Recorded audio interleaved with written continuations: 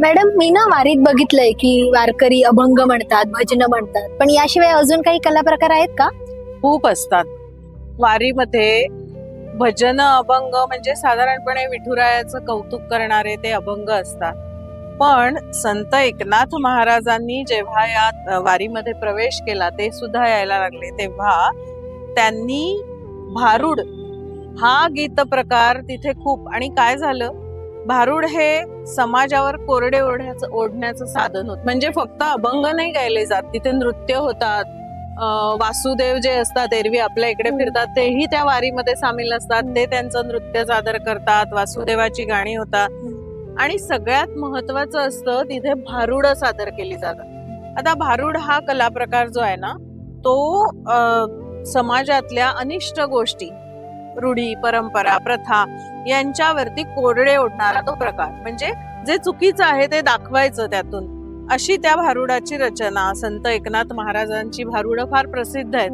अग ग ग ग ग विंचू चावला. त्यांनी या भारुडाच्या माध्यमातून खूप वेगवेगळ्या गोष्टींवरती भाष्य केलं होतं. तसंच वारीमध्ये सुद्धा केलं जातं.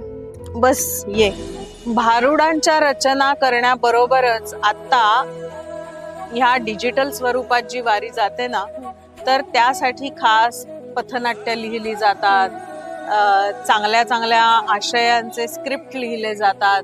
त्यातून सामाजिक संदेश पोहोचवला जातो. आणि आता तर डिजिटल स्क्रीन सुद्धा लावले जातात. स्क्रीनवर वारकरी बघतात. चांगल्या चांगल्या आशयाचे स्क्रिप्ट वेगवेगळ्या कला प्रकारातून सादर केलं जातं.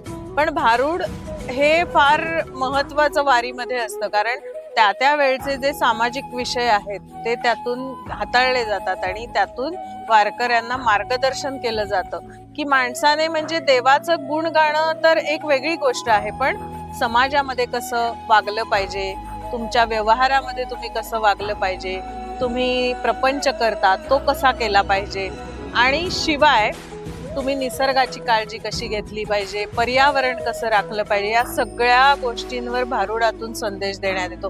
असे खूप वेगवेगळ्या प्रकारचे कला, म्हणजे लोककला तिथे सादर होत असतात. आणि त्या माध्यमातून वारकऱ्यांचं मनोरंजन पण होतं आणि त्यांना शिकायला सुद्धा मिळतात खूप गोष्टी. म्हणजे मनोरंजनातून एज्युकेशन होतं. हो हो, अगदी.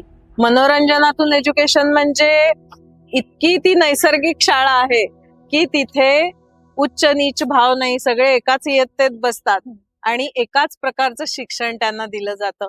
फार मोठा संदेश वारीतल्या या अभंगांमधून, भारुडांमधून दिला जातो आणि पुढच्या वर्षी येण्यासाठी ते वारकरी प्रेरित होत असतात. त्यामुळे अभंगातल्या सादरीकरणाला, लोककलांच्या सादरीकरणाला एक फार वेगळं महत्व आहे. आणि त्यामुळे वारीमध्ये जिवंतपणा राहतो.